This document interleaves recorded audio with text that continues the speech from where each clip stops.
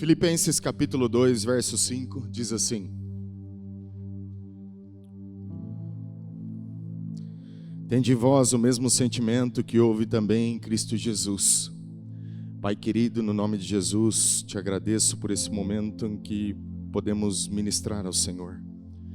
Eu peço que a mente de Cristo esteja sobre nós e nos conduza à direção do Espírito. Nós não temos pretensão nenhuma de aparecermos em nenhum momento, a não ser que a sua palavra se estabeleça. Nós nos rendemos à liderança do Espírito Santo nessa hora, para dizer a Ti que o Senhor é digno de receber a honra e a glória. Dá-nos o entendimento, a revelação e a luz da sua palavra. Nós queremos Te servir com honra, com graça nessa noite, em nome de Jesus. Amém e amém.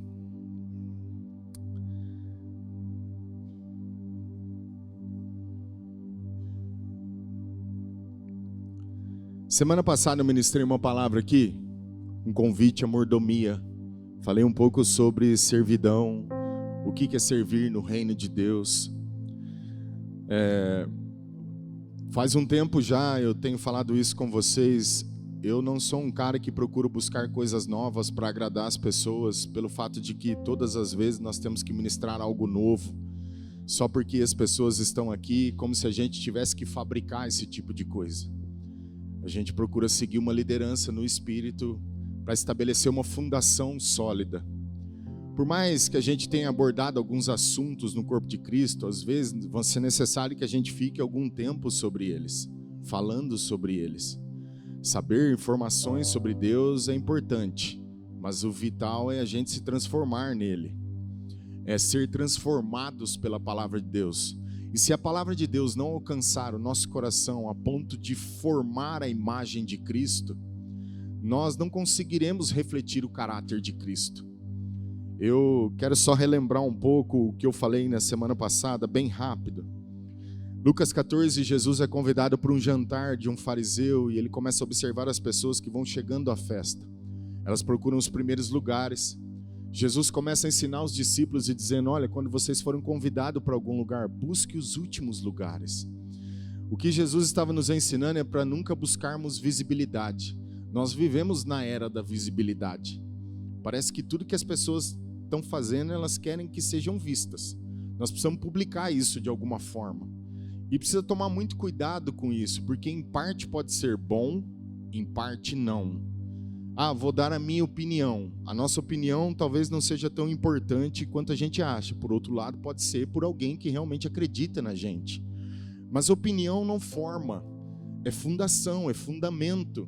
Eu posso ter ideias acerca de Deus. Eu posso imaginar coisas. Se o Espírito Santo não nos ensinou na maneira como deve ser, não vai passar de uma mera opinião. O fato é que Jesus estava ensinando os discípulos a sempre buscar os últimos lugares, o lugar de servidão. O próximo passo é conduzi-los a uma mesa. Ele propõe uma outra parábola falando de um convite, de um homem que fez um grande banquete e mandou convidar as pessoas a participar do banquete. Eu entendo que depois de sermos encontrados por Jesus e sermos salvos, o próximo passo é ele nos levar para a mesa da intimidade. Existe uma razão pelo qual ele faz isso, porque ele quer trabalhar em nós. Ele quer mudar a gente. Não existe transformação sem intimidade, sem relacionamento. Se eu não conhecer a Jesus como Ele é, não tiver uma imagem clara de como Ele é, eu nunca posso ser mudado, eu nunca posso ser diferente. Por isso que há tanta gente dentro da igreja e não se vê regeneração. As pessoas apenas trocaram os ambientes. Deixaram de ir no clube, no barzinho, no final de semana para estar na igreja com outras pessoas. Mudaram os amigos, os ambientes, mas talvez não mudaram o coração. Mas é legal que elas fiquem aí, deixa elas aí. Em algum momento a gente vai acreditar que vai acontecer alguma coisa, mas eu preciso tomar essa decisão de ser diferente. Jesus falou assim: se você não crer e não se arrepender, Ele não fará isso por você. É você quem tem que fazer isso. Aleluia! Se eu não tomar a decisão de ouvir as Escrituras, esconder no meu coração e pôr em prática, nada vai ser diferente. É uma escolha. Ele nos leva para a mesa justamente para isso. E ele estava ensinando os discípulos que nessa mesa tinha coxo, aleijado, paralítico, cego, tinha gente de todo tipo. Em outras palavras, todos nós fomos chamados para um grande banquete, e nesse banquete tinha gente precisando de alguma coisa. Todos nós precisamos ser transformados, precisamos de cura, precisamos ser sarados, precisamos nos expor na mesa para que Ele possa tocar as partes nossas defeituosas. Se eu não permitir que Jesus toque nessas partes, quem o fará? O fato é que a gente pode estar na mesa e continuar a vida toda do mesmo jeito. São pessoas salvas, mas intocáveis. São pessoas chamadas, mas intransformáveis. Sabe aquela pessoa que não é tratável? É basicamente isso. Bem, Jesus continua o ensino dizendo que Ele quer ver sua casa cheia. E não basta ter a casa cheia, mas ter pessoas que realmente assimilam o seu coração, que possam entender o que há na mente de Deus, no coração de Deus, e assimilar os sentimentos dele. Tanto que quando Ele chama o rapaz para frente, Ele diz assim: amigo, antes de eu me tornar um discípulo e servir a Deus e passar por um processo de exaltação, a primeira coisa que precisa acontecer é eu me tornar amigo de Deus, ser íntimo dele. Eu preciso conhecer Deus. Amigos conhecem segredos. Amigos conhecem a intimidade do coração do outro. E Jesus ensinou em João 15 que Ele abre os segredos do coração dele para os amigos, não para os servos. Então tem muita gente trabalhando no corpo de Cristo que nunca vai conhecer o coração de Deus. Mas tem muita gente vivendo em intimidade que vai saber de coisas que os outros não. Pastor, mas eu não acho que Deus faz isso. Eu também achava que não. E Ele não faz porque Ele quer. Porque Deus não faz acepção de pessoas. Mas Ele faz por conta do desejo do coração das pessoas. É o que você deseja, define aonde você pode chegar. Tem gente que só vai produzir 30. Alguns 60, outros vão produzir 100. É uma terra boa, fértil, porque eles têm sede de Deus, eles querem ir além, eles querem cumprir o seu propósito, não importa o que eles tenham que enfrentar na vida, eles estão dispostos a morrerem por uma causa maior. Aleluia! Quando Jesus precisa trazer o discipulado, Ele fala: você precisa amar menos algumas coisas, esposa, marido, campo, trabalho, mãe, pai, inclusive a sua própria vida.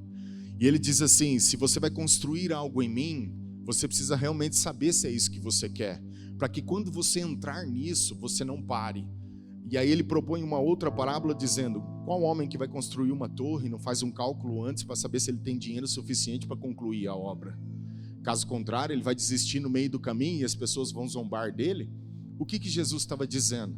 Se você decidir entrar nesse negócio de reino de Deus, calcule bem se é isso que você quer, para que você não desista no meio do caminho. Porque se você desistir, as pessoas vão olhar para você e elas vão zombar do Deus que você servia.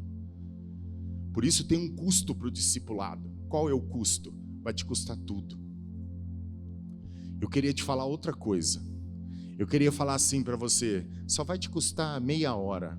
Vai te custar um dia da semana. Não, não vai. Vai te custar tudo. A sua vida, o seu tempo, o seu dinheiro, a sua família, vai te custar tudo. Ah, mas eu não quero servir a Deus assim. Tá tudo bem, é uma escolha. Isso não significa que você vai sofrer. O fato de te custar tudo, Ele já pagou o preço. Aleluia! Se Jesus fez tudo para providenciar o material necessário para que você construa essa torre, não tenha medo. O que você precisa é assimilar o coração dele e fazer as coisas de acordo com o coração dele. O problema é que eu faço o que eu quero, do jeito que eu quero, da maneira que eu quero, e eu quero colocar Deus nesse negócio. Aí não funciona. Amém? E aí Jesus conclui o ensino dizendo o seguinte: o fato é que se você não tomar essa decisão, Ele fala: se o sal se tornar insípido, já não presta para mais nada. Em outras palavras, se eu não abrir mão da minha própria vida, pode ser que a minha vida não seja tão relevante assim. O que é uma vida insípida? Sem graça, não tem sabor, não vou fazer diferença em lugar nenhum. Mas quando você tem uma vida salgada, onde quer que você seja, onde quer que você esteja, onde quer que você vá, pode ser as coisas que você tocar, a sua vida faz diferença. Porque você carrega algo do céu, Você tomou uma decisão no céu e o céu ratifica aquilo que você decidiu. Glória a Deus. Eu quero voltar um pouco falando sobre mordomia, porque Jesus está nos ensinando como servir. Um dos princípios aqui no MCV Integração, quando a gente fala da visão do ministério, é realmente trazer uma mentalidade de serventia. Por quê? Porque em todo o tempo que você analisa a vida de Jesus, ele sempre procurou servir as pessoas. Ele nunca quis ser maior do que elas. Pelo contrário, ele diz: eu, sendo Deus, assumi a forma de homem e procurei servir os homens. Ele só veio com um único propósito. Quando Paulo está nos ensinando, tende em vós o mesmo sentimento que houve em Cristo Jesus, a primeira coisa que eu precisava entender é qual o sentimento de Cristo Jesus. Se você pudesse estar na frente de Jesus e fizesse uma pergunta para ele e dissesse assim: Senhor, qual o seu sentimento? Ele poderia resumir isso para você na sua obra, ou concluir a sua obra num único versículo. Lucas capítulo 19, verso 10. O Filho do Homem veio para salvar o perdido. Ele podia definir a sua obra num único versículo. O sentimento de Cristo era esse. Ele não estava preocupado com outra coisa. Se nós precisamos assimilar o coração dele, tem de haver uma mudança de mentalidade para que a gente assimile o reino na terra.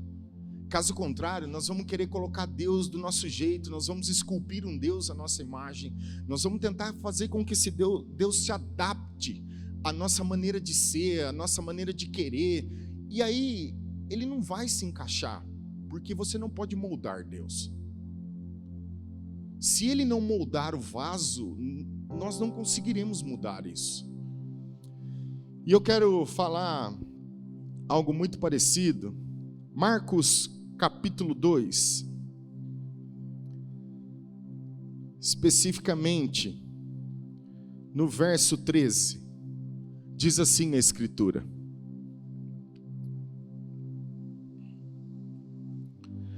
de novo saiu Jesus para junto do mar, e toda a multidão vinha ao seu encontro, e ele os ensinava. Quando ia passando, viu a Levi, esse aqui, o apóstolo Mateus, filho de Alfeu, sentado na coletoria, e disse: segue-me. Ele se levantou e o seguiu. Achando-se Jesus à mesa na casa de Levi, estavam juntamente com ele, com seus discípulos, muitos publicanos e pecadores, porque estes eram em grande número e também o seguiam. Os escribas dos fariseus, vendo-o comer em companhia dos pecadores e publicanos, perguntavam aos discípulos dele: por que come e bebe ele com os publicanos e pecadores? Tendo Jesus ouvido isto, respondeu-lhes: os sãos não precisam de médico, e sim os doentes. Não vim chamar os justos, e sim os pecadores. Ora, os discípulos de João e os fariseus estavam jejuando. Vieram alguns e lhe perguntaram: por que motivo jejuam os discípulos de João e dos fariseus, mas os teus discípulos não jejuam? Respondeu-lhe Jesus: pode porventura jejuar os convidados para o casamento, enquanto o noivo está com ele? Durante o tempo em que estiver presente o noivo, não podem jejuar. Dias virão, contudo, em que será tirado o noivo, e nesse tempo jejuarão. Ninguém costura remendo de pano novo em veste velha, porque o remendo novo tira da parte da veste velha e fica maior a rotura. Ninguém põe vinho novo em odres velhos, do contrário, o vinho romperá os odres, e tanto se perde o vinho como os odres, mas põe-se vinho novo em odres velhos. Para a gente entender o que Jesus está falando aqui e o que ele está querendo nos mostrar por meio de Levi, eu preciso voltar só um pouquinho na passagem anterior para a gente assimilar a Escritura e saber o que Jesus estava querendo nos ensinar. No mesmo capítulo de Marcos 2, no verso 5, diz assim: vendo-lhes a fé, Jesus disse ao paralítico: filho, os teus pecados estão perdoados. Verso 11: eu te mando, levanta-te, toma o teu leito e vai para a tua casa. Então ele se levantou e no mesmo instante, tomando o leito, retirou-se à vista de todos, a ponto de se admirarem todos e darem glória a Deus, dizendo: jamais vimos coisas assim. Deixa eu só contextualizar um pouco essa passagem aqui do paralítico e a gente já volta ali para Levi. Jesus está na casa de alguém, não se sabe se de Pedro ou a dele, mas o fato é que uma grande multidão o cerca e chega ali um paralítico com 4 amigos. E, de certa forma, eles querem levar o seu amigo até Jesus e eles estão decididos levá-los à presença de Jesus. Como é bom ter amigos que nos levem à presença de Deus. Põe uma coisa no seu coração. Quando você diz assim para uma pessoa, ele é meu amigo, a primeira característica que essa pessoa tem é, ela te ajuda a caminhar com Jesus. Mas essa pessoa não me ajuda a caminhar com Jesus. Não, talvez ele não seja seu amigo. Pode ser seu colega. Amigos te levam para a presença de Deus. Amém? Tem muitas características admiráveis nesses caras aqui quando olho para ele, porque 4 pessoas carregando um paralítico com uma multidão na frente, deve estar imaginando assim, como é que nós vamos fazer isso? Nós temos um obstáculo na frente. Mas eles estavam dispostos, eles acreditavam que se chegarem perto de Jesus, alguma coisa ia acontecer. Hoje já não é mais o que acontece conosco. Não sei se você já ouviu alguém falar, mas eu já vi muita gente dizendo assim, eu não convido mais as pessoas para irem à igreja. E eu pergunto, por quê? Porque a igreja está cheia de problema. Eu digo, ela tem problema porque você está nela. Talvez se nós não estivéssemos nela, ela seria melhor. Uma coisa não justifica a outra. A igreja ainda é um lugar onde se tem pão. Aleluia! Lembra do convite? Chama os coxos, aleijados, paralíticos, surdos, cego. De alguma coisa a gente era. Não, pastor, eu sou um cara perfeito. Não, você só era cego espiritualmente. Já é suficiente. Amém? Bem, esses caras estavam dispostos a levar esse paralítico à presença de Jesus. Primeiro, eles realmente criam que isso ia acontecer. Segundo, eles não ficaram colocando empecilho. Para mim não dá. Como é que nós vamos levar o cara? Olha um monte de gente que tem aqui na frente. Eles podiam também replicar, olha, vamos deixar para outro dia. Vamos amanhã. Hoje, olha quanta gente tem na nossa frente. Não foi isso que eles fizeram.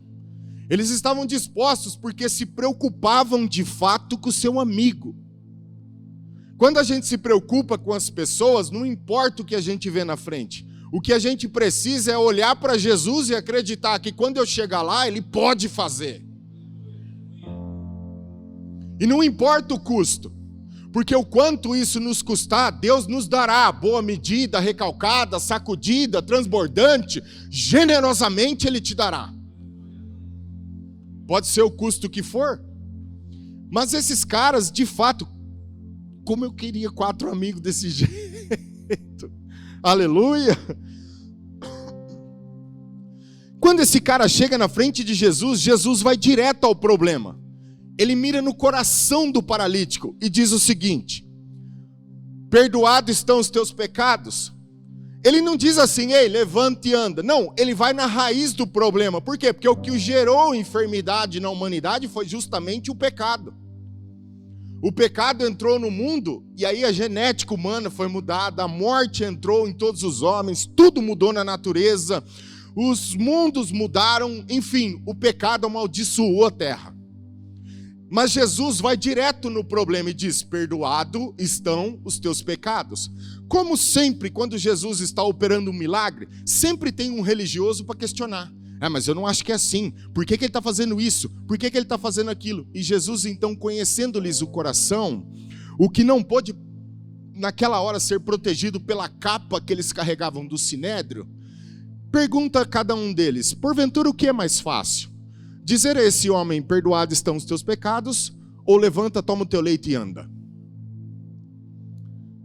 E eles ficam sem responder. Então ele ratifica a palavra que tinha dito sobre os seus pecados e diz, então agora levanta, toma o teu leito e vai para sua casa. Ratificando exatamente aquilo que Deus queria fazer com aquele homem. Curando não só o coração dele, mas também as suas enfermidades. Amém? Quando Jesus sai dali, ele encontra Levi, na coletoria dos romanos. Encontra esse cara lá parado, fazendo o quê? Não sei. A gente não sabe se Levi era um malfeitor ou um ladrão. Mas o que a gente sabe é que cobradores de impostos que trabalhavam para Herodes Antipas não era um cara muito bem quisto no meio da sociedade. De certa forma, eu fico imaginando a cara da sociedade judaica, vendo Jesus chamando um cara dessa natureza. Um publicano cobrador de imposto, que estava acostumado a fazer um monte de coisa que os homens não gostavam, mas ele foi chamado para estar com Jesus, porque é exatamente isso que Deus faz. Ele chama as coisas loucas para confundir as sábias. Ele chama as que não são para confundir as que são. Para mostrar para mim e para você que não tem a ver comigo, com você, com a nossa capacidade, com os diplomas, com o que a gente tem ou não, mas tem a ver com o coração das pessoas. Jesus enxerga esse homem lá na frente. E quando ele olha para Levi e chama ele, ele diz assim: ei, deixa tudo o que você está fazendo e segue-me. Diz a Bíblia que Levi, se levantando, foi e seguiu. Agora, a cena posterior, uma coisa que me chama muita atenção. Depois de ter chamado Levi, acredito eu que ele deve ter tido alguns momentos com Jesus. Porque ninguém pode promover uma mesa como essa, a não ser que tenha assimilado o coração dele. Lembra que eu falei de Lucas 14? Depois de ter feito o convite, o próximo passo é de nos levar à mesa. Porque ele quer realmente se relacionar conosco, curar a gente. Para que a gente possa promover e servir as pessoas. Lembra disso, Lucas capítulo 14? Tenta assimilar isso comigo. Agora Levi é chamado e ele deve ter tido alguns momentos com o Senhor, a ponto de Jesus poder expor o coração dele e trazer cura para esse homem. Se ele carregava algum estigma, alguma coisa que as pessoas falavam acerca dele, eu tenho certeza que nessa mesa tudo é sanado, tudo é curado, porque nós encontramos o Cordeiro em cima dela e ele tem cura para cada uma das nossas debilidades. Aleluia! Só que Levi, após ter seguido o Senhor, ele promove uma mesa na casa dele e Jesus está nela. Que coisa linda. Eu preciso fazer um parêntese aqui, para todos nós como igreja. Desde que você encontrou a Cristo, isso foi uma satisfação, um motivo de alegria, de você ter sido salvo, ou cheio do Espírito Santo, de alguma coisa que Deus proporcionou a você. Qual foi a última mesa que você proporcionou na sua casa para realmente explanar a satisfação de ter encontrado alguém que mudou o seu destino?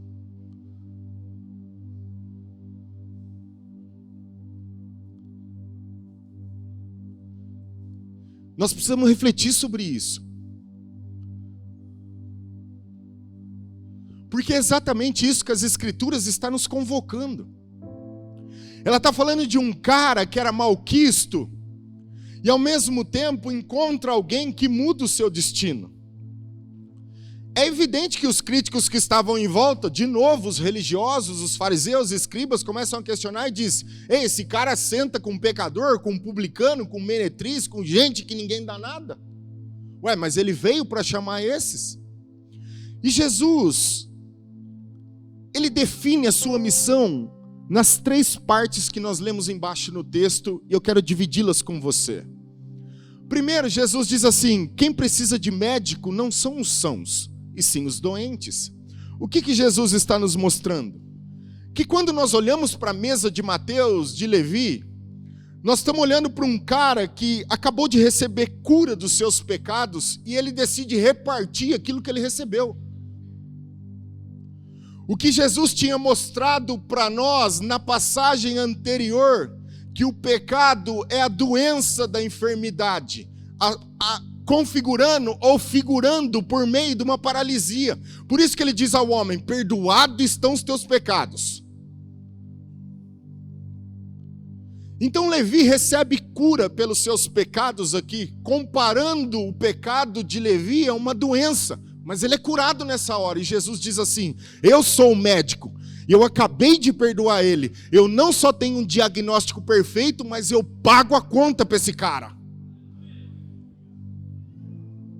Então nós estamos vendo uma mesa de alguém que realmente tem satisfação por ter encontrado a Cristo, e ele encontra solução para os seus problemas, para as suas feridas, para as suas mazelas, seja lá o que esse homem carregava, ele tem tanta satisfação que agora ele tem o desejo de promover isso a outras pessoas.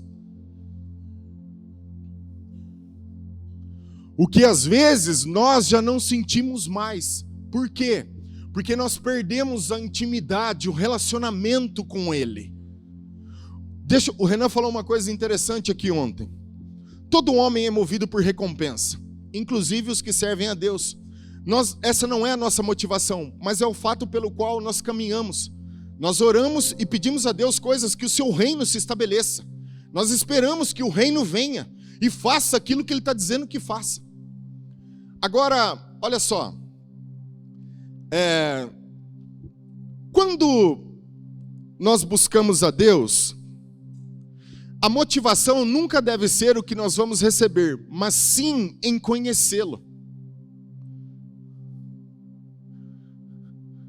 Nós temos só o desejo de conhecer a Cristo, para que a gente possa repartir isso e outras pessoas possam desfrutar disso. A gente espera... o Espírito me trouxe para onde eu ia falar. Obrigado, Senhor.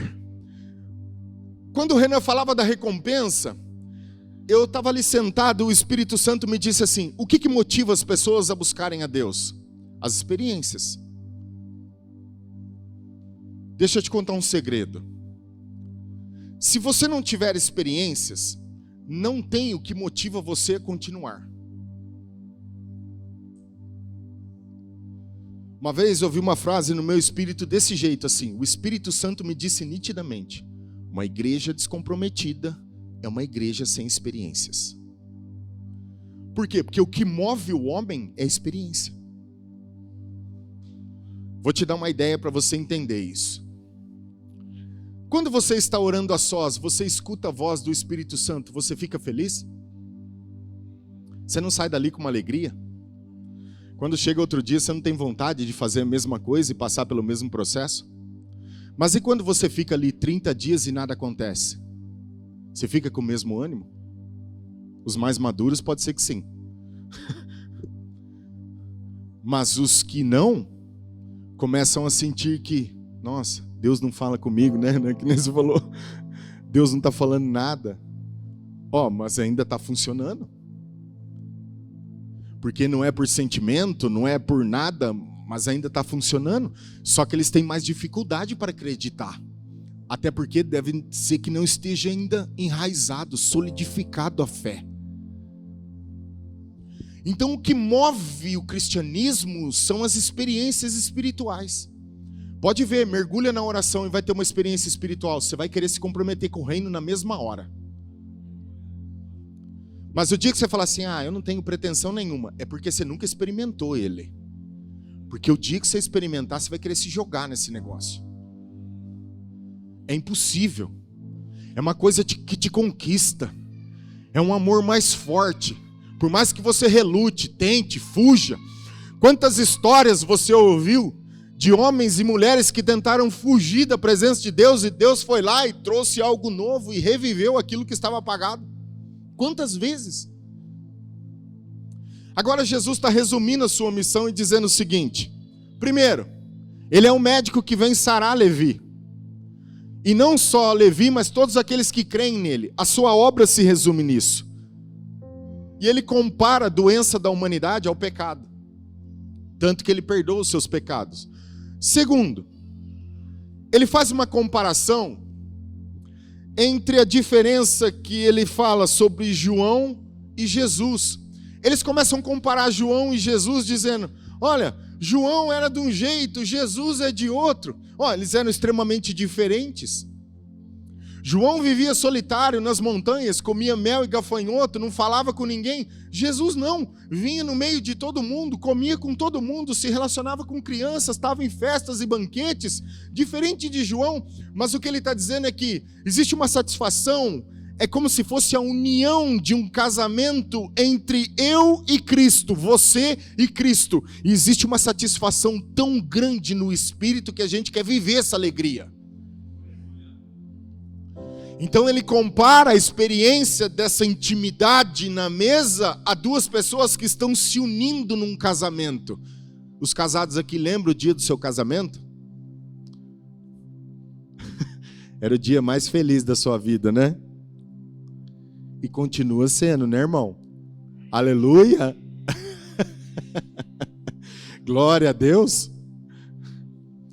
Pelo menos 6 pessoas acreditam nisso.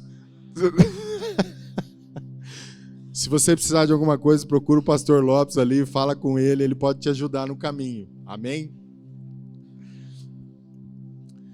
E ele resume a sua missão na terceira coisa, dizendo o seguinte: você não pode vestir pano novo em vestido velho, e nem colocar vinho velho em vinho novo, vinho novo em odre velho, porque logo o odre vai se expandir, ele vai arrebentar e perde-se tanto o odre quanto o vinho. A questão aqui, ele está falando sobre o jejum, mas você percebeu que foi exatamente isso que ele fez? Você é um odre velho, você nasce de novo, seu espírito é recriado, a sua alma está sendo transformada, mas o seu corpo ainda é o do velho Adão. É a única coisa que não foi mudada. Não há salvação para esse corpo, mas foi exatamente isso que ele fez. Ele colocou o vinho novo dentro desse odre velho, porque não tinha como mudar o odre agora. Um dia nós receberemos um novo corpo, um corpo glorificado, que não sentirá mais dor, não terá mais enfermidade, não terá mais nada. Mas ele fez isso para que a gente pudesse se manter. Ele cria a lei do jejum justamente para isso, para você manter o seu corpo como se fosse novo, mas não é.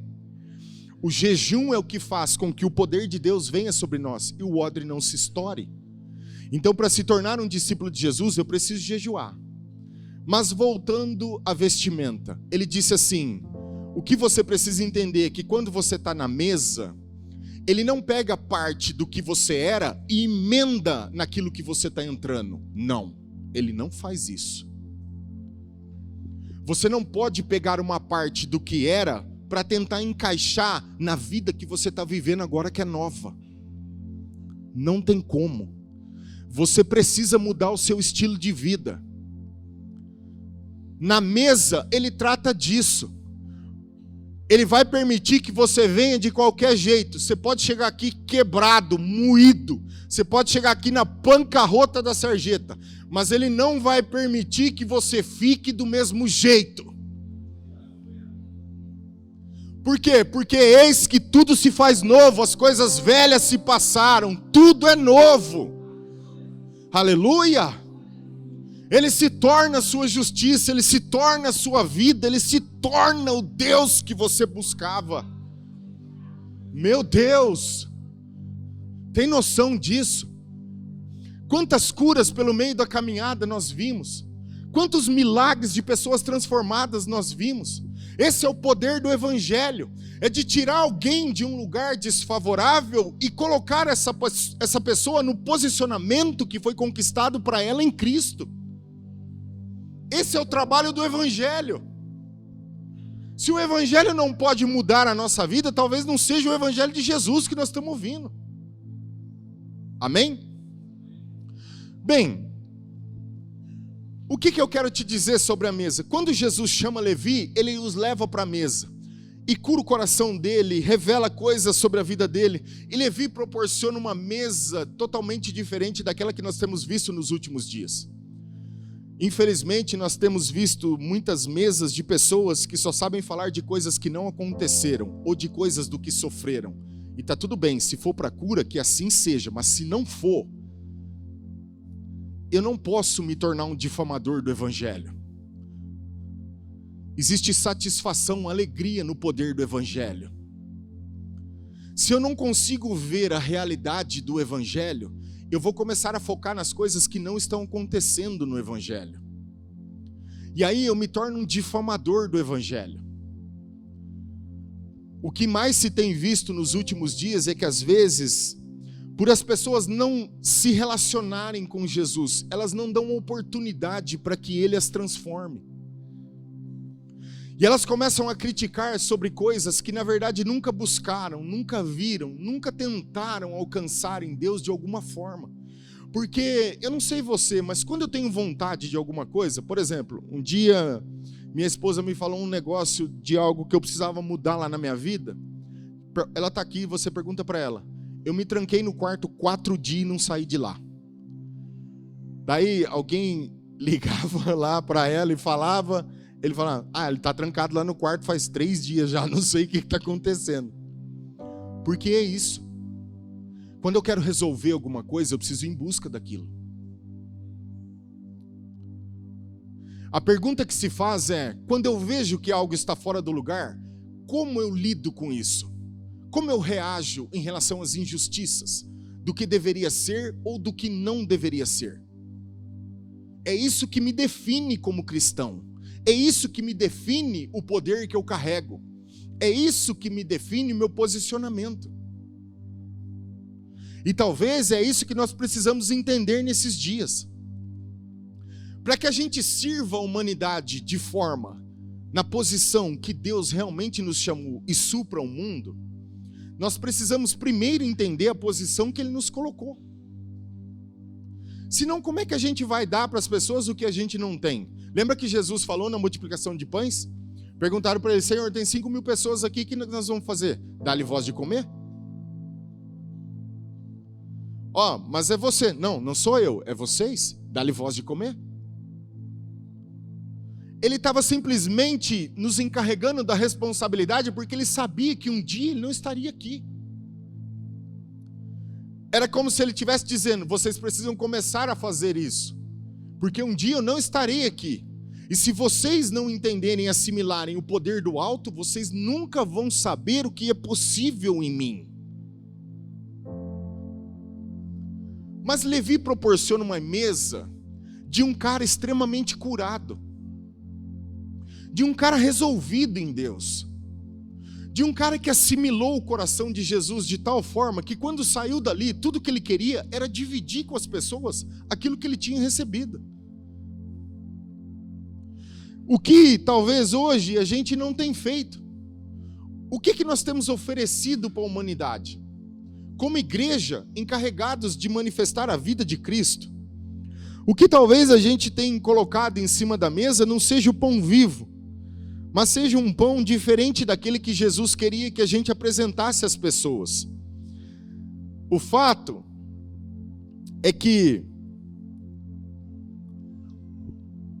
a gente vai se adaptando na vida, a gente vai afrouxando a rédea e vai tentando moldar de uma forma com que as coisas fiquem mais fáceis para nós.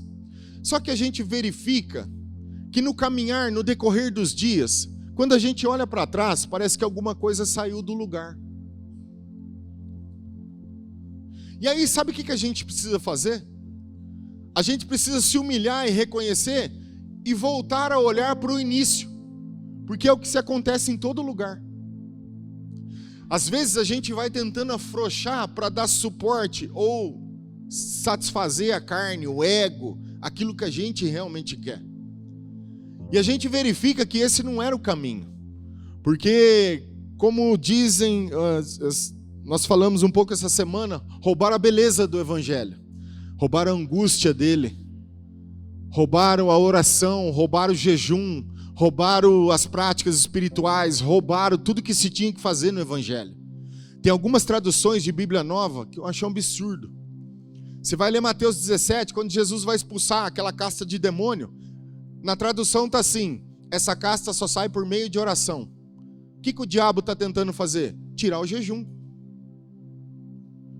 Você pode orar o quanto você quiser, a oração não vai trazer a autoridade que o jejum traz. Eu posso te garantir. Mas eu vou te provar que não, então me prove. Jesus já estava falando que na autoridade no reino das trevas, o jejum era uma ferramenta fundamental. Mas as traduções vão se adaptando, porque a gente quer roubar tudo do Evangelho. Mas nós estamos vendo um cara que entendeu o coração de Jesus, e com muita disposição, curado e resolvido no Senhor, ele proporciona uma mesa de satisfação, de alegria. E o que ele quer fazer é com que aquelas pessoas que foram convidadas para o banquete possam receber exatamente aquilo que ele recebeu. Então, Antes de qualquer coisa, eu quero que você reflita na sua vida, no tipo de mesa que nós temos sentado e o que nós temos proporcionado em cima da mesa. Às vezes as nossas mesas são mais de mágoa, de ofensa, de discórdia, de divisão, de uma série de coisas, do que do cordeiro que realmente poderia produzir vida nos homens. Malaquias capítulo 1, verso 6 diz assim, olha o tipo de mesa. O filho honra o pai, e o servo seu senhor. Se eu sou pai, onde está a minha honra? E se eu sou o senhor, onde está o respeito para comigo? Diz o Senhor dos Exércitos a vós outros, ó sacerdotes, que desprezais o meu nome. Vós dizeis, em que desprezamos nós o teu nome? Ofereceis sobre o meu altar pão imundo, e ainda perguntais, em que te havemos profanado? Nisto que pensais, a mesa do Senhor é desprezível. Quando trazeis animal cego para o sacrificardes, não é isso mal? E quando trazeis o coxo ou o enfermo, não é isso mal? Ora, apresenta-te ao teu governador, acaso terá ele agrado em ti e te será favorável? Diz o Senhor dos Exércitos. Agora, pois, suplicai o favor de Deus que nos conceda a sua graça, mas, com tais ofertas nas vossas mãos, aceitará ele a vossa pessoa? Diz o Senhor dos Exércitos, tomara houvesse entre vós quem feche as portas para que não acendesseis debalde o fogo do meu altar. Eu não tenho prazer em vós, diz o Senhor dos Exércitos, nem aceitarei da vossa mão a oferta. Quando nós nos reunimos em qualquer tipo de mesa, seja lá o assunto que nós oferecemos e o sacrifício de louvor naquela hora, é o que define o que somos e o que estamos apresentando diante de Deus. Mas ele está repreendendo o povo de um povo extremamente já cansado, que não está muito satisfeito com servir a Deus e começa a fazer as coisas de forma relaxada. Então o sacrifício é defeituoso, a oferta já não é boa. Bom, enfim, está todo mundo corrompido. Mas estamos sentados na mesa? Agora, o que eu quero que você assimile é que tende em vós o mesmo sentimento que houve em Cristo Jesus. Que era do quê? Servir os homens. E se eu vou servir alguém, o que eu preciso colocar em cima da mesa é o cordeiro que tem vida e vida em abundância. Levi assimila não só o coração de Jesus, mas a sua graça. Ele proporciona uma mesa satisfatória de alguém que entendeu salvação e foi curado, encontrou solução para os seus problemas. Se você tiver que sentar com alguém, fale sobre as soluções. Resolva. Fale de Cristo. Fale do amor de Deus. Fale de Jesus Cristo. Fala das suas experiências. Pastor, mas eu não tenho. É justamente por isso. Vá ter. Corra para o secreto. Busque o pão enquanto se pode achar. Fale com Deus em algum momento. Peça que Ele venha onde você estiver. Porque de fato, se não houver experiência, não há o que servir na mesa. Não há o que servir.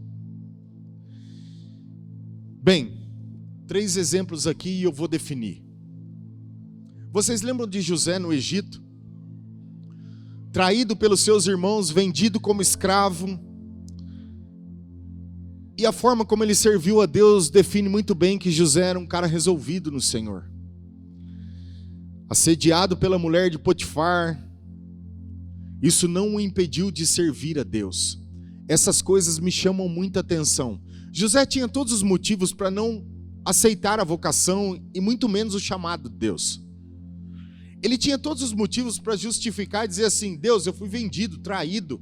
O que o Senhor quer que eu faça? Gênesis 39:1 diz assim: José foi levado ao Egito, à casa de Potifar, oficial de Faraó, comandante da guarda egípcio. Comprou dos ismaelitas que o tinham levado para lá. O Senhor era com José, que veio a ser homem próspero. Deixa eu te fazer uma pergunta. Como é que um homem pode estar preso e ser próspero? Escute, prosperidade não tem a ver com dinheiro. Prosperidade é vida de Deus. Se você tiver Deus, você tem tudo que Ele é. Se você não tiver Deus, você pode ter tudo na sua vida. Você é o cara mais pobre dessa terra.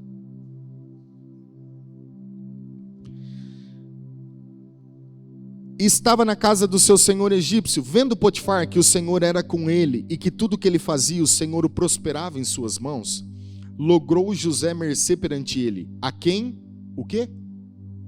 Servia. E ele pôs por mordomo de sua casa, ele passou as mãos tudo que tinha. E desde que o fizera mordomo de sua casa e sobre tudo que tinha, o Senhor abençoou a casa do egípcio por amor de José.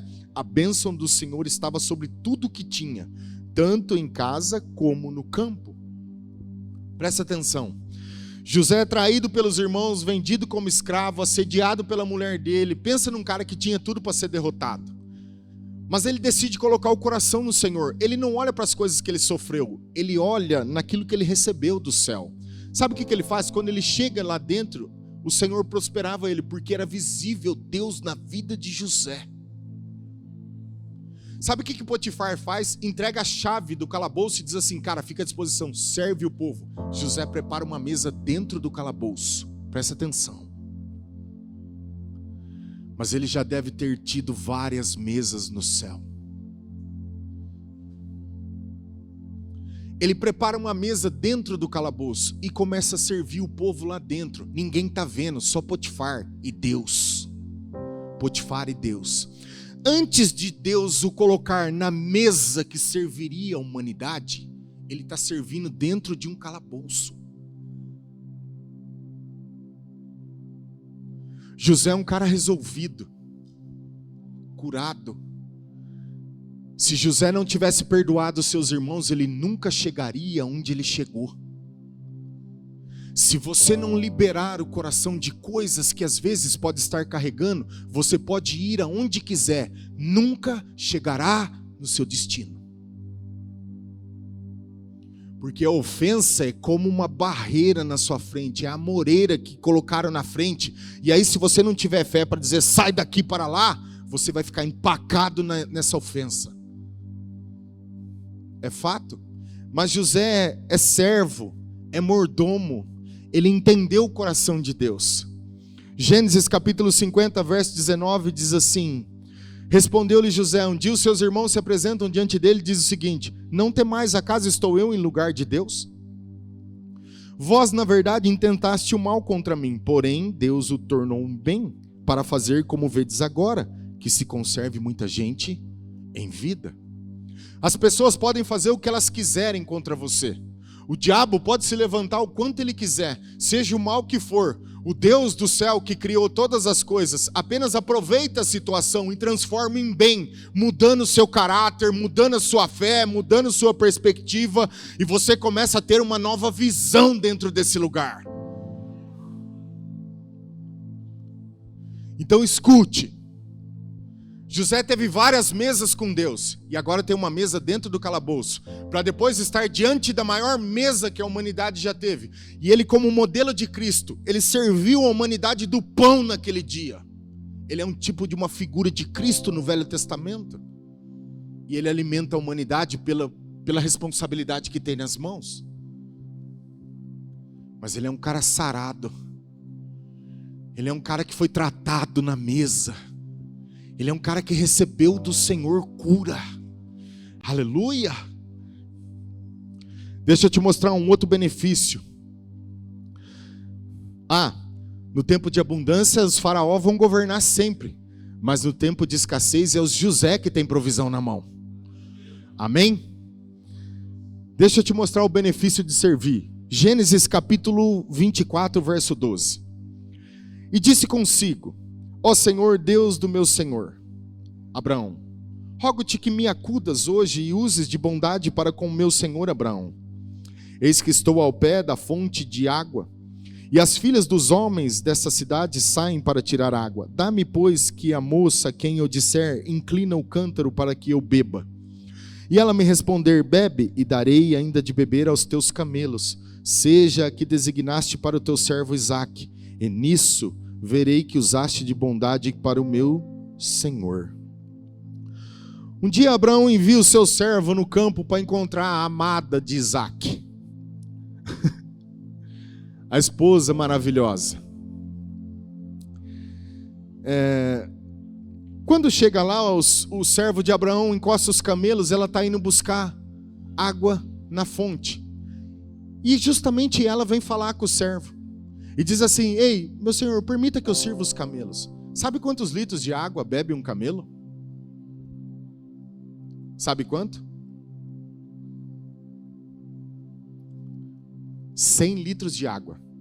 Se tivesse 10 camelos, ela praticamente carregou 1000 litros de água. Mas o que talvez ela não sabe é que quando ela se dispõe a servir o moço, ela está servindo o moço que seria o seu servo para o resto da vida. Consegue entender isso? Rebeca está servindo um moço que é servo de Abraão, que ela casando com Isaac posteriormente se tornaria o seu moço. Consegue entender o que a serventia faz? Ela nunca imaginaria isso. Mas ela está servindo os camelos que um dia carregaria. Ela está fazendo algo que os seus olhos não podem ver. Porque, de fato, servir abre porta para o destino pelo qual você vai cumprir aqui na terra. Não tem como. Se eu não me dispor a servir, eu não posso abrir o caminho para o destino profético pelo qual Deus me chamou nessa vida. Aí eu fico parado. Eu não me mexo, eu não me envolvo, eu não me comprometo, eu não faço isso, eu não faço aquilo, mas eu fico parado. E tudo para mesmo. Fica tudo meio que, parece que nada acontece. Mas porque entra na arena, cara. Entra no jogo. Sabe aquela coisa assim? Parece que eu não faço, eu não me sinto pertencente ao lugar. Joga na arena. Cai pra cima. Fica aí no canto de braço cruzado. Será que alguém vai vir falar comigo? Não, não vai. Não, você fica parado, não fala com ninguém. Como é que nós vamos saber o que você quer ou não? Aleluia. Cai pra cima. Abre o coração, se joga. Lembra a mulher que entrou na casa de Simão? Devia estar com uma roupinha, uma mini sainha, um topzinho. E todo mundo ficou olhando e falou: nossa, o que essa mulher está fazendo aqui? Não interessa o que os outros iam pensar. Ela só queria beber da graça de Deus. Se joga, meu. Aí vou ficar com vergonha do que vão pensar, o que vão falar. O que os outros vão falar não importa. É o que você busca, é o que você quer em Cristo Jesus. Eu me lembro que quando me converti, eu fui para frente aceitar Jesus umas 38 vezes. Fui a primeira vez, nasci de novo, fui cheio do Espírito Santo. Aí fui visitar uma igreja lá no Porto Ferreira. Aí fizeram apelo, fui eu lá de novo. Jesus, te quero. Aí acho que os irmãos da igreja mais antiga olhavam e falavam assim: mas esse menino vai para frente toda hora?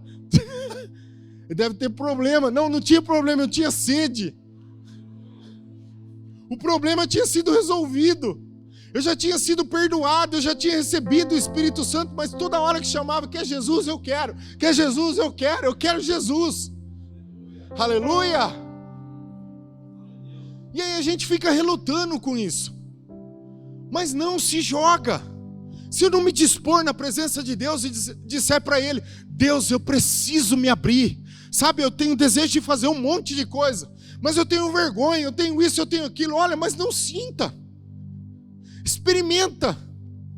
O máximo que você pode encontrar é graça e misericórdia da parte do Senhor.